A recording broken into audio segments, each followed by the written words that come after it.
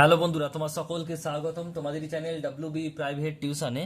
তো আজকের এই ভিডিওতে আমরা রায়মার্টিন প্রশ্ন বিচিত্রা 2024 পঞ্চম শ্রেণীর ইংরাজি বিষয়ে যে তোমাদের দ্বিতীয় ইউনিট টেস্টের জন্য যে 7 নম্বর স্কুল রয়েছে ইটাগড় হাই স্কুল এইচএস 72 নম্বর পেজে এই প্রশ্নপত্রের সম্পূর্ণ উত্তর নিয়ে আলোচনা করব।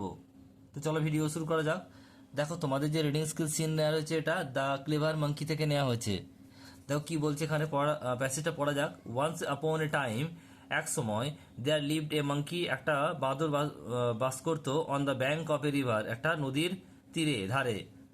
বলছে রাইট ইন দ্য মিডল, ঠিক মধ্যিখানে, অফ দ্য রিভার, নদীর ঠিক মধ্যিখানে, দেয়ার ওয়াজ এ স্মল আইল্যান্ড, সেখানে একটা ছোট্ট দ্বীপ ছিল, উইথ মেনি ফ্রুট ট্রি, সেখানে ছিল কি অনেক গাছ, ফলের গাছ। Sweet and juicy fruit grow in the tree, এই গাছে জন্মাতো খুব মিষ্টি এবং রসালো ফল জন্মাতো।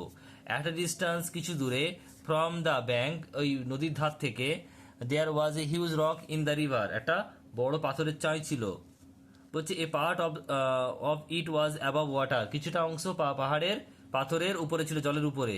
ওয়ান ডে, একদিন, attracted by the delicious fruit, একদিন কি হচ্ছে এই যে সুস্বাদু ফলগুলো তাকে আকর্ষণ করলো দ্য মাঙ্কি, কাকে, বাঁদরটিকে। Jump to reach the rock, এবং সে কি করে জাম্প করে সে গেল পাথরে, এবং from there leap into the island, এবং সেখান থেকে চলে গেল আইল্যান্ডে বা দ্বীপে, দ্বীপ।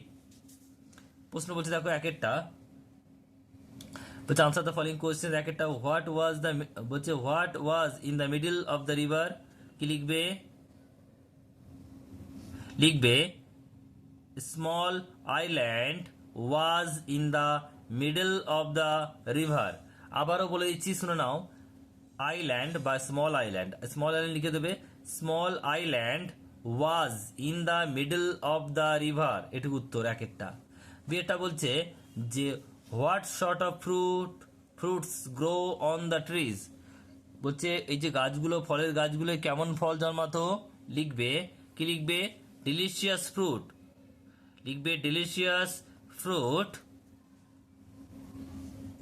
Delicious fruits grow on the tree. এরপরে রয়েছে দেখো বিয়ের দাগের কমপ্লিট দ্য ফলোইং সেন্টেন্স। এক একটা বলছে the monkey lived on the bank of a river, নদীর ধারে বাস করতো। বিয়েরটা বলছে at a distance from the bank,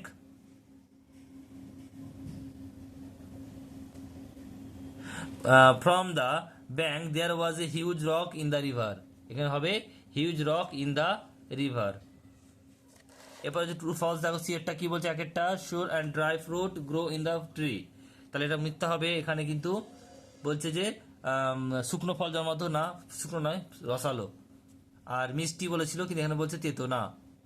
বিয়েটা বলছে দেখো a part of the rock was above water, বলছে পাথরের কিছুটা অংশ জলের উপরে ছিল, এটা ঠিক, ট্রু হবে। এরপরে রয়েছে দেখো পরেরটা গ্রামার ভোকাবুলারি, দুয়ের দাগের মেক এ মিনিংফুল সেন্টেন্স। এক একটা huge, there was a huge rock in the river, delicious, mango is a delicious fruit. এরপর রয়েছে দেখো তিনের দাগে রাইট ভার্ব লিখতে হবে, প্রেজেন্টে গো হবে, পাস্টে ওয়েন্ট, আর পাস্ট পার্টিসিপেল গন। দুই একটা রয়েছে দেখো প্রেজেন্টে সি আছে, পাস্টে স হবে, আর পাস্ট পার্টিসিপেলে সিন হবে। এবার চারের দাগে প্রশ্ন বলছে দেখো fill in the blank with present continuous tense. Raju, এখানে দেখো রাজু এটা সিঙ্গুলার নাম্বার, তাই এটা ইজ, আর ভার্বের সঙ্গে ING, sitting. Raju is sitting next to Sunil. এরপর যেটা বলছে জন, এটাও কি সিঙ্গুলার নাম্বার, মানে এক বচন, তাহলে ইজ হবে। জন ইজ, রিড আছে, রিডিং হবে, জন ইজ রিডিং এ বুক নাও, জন একটি বই পড়ছে। এরপর রয়েছে দেখো সি একটা রাম অ্যান্ড শ্যাম, এখানে দেখো রাম আর শ্যাম দুজন আছে, তাই এটা কি হবে বহু বচন, মানে প্লুরাল নাম্বার, তাই এখানে কি হবে আর, রাম অ্যান্ড শ্যাম আর, ওয়াক আছে, আইএনজি যোগ করবো, ওয়াকিং টুগেদার।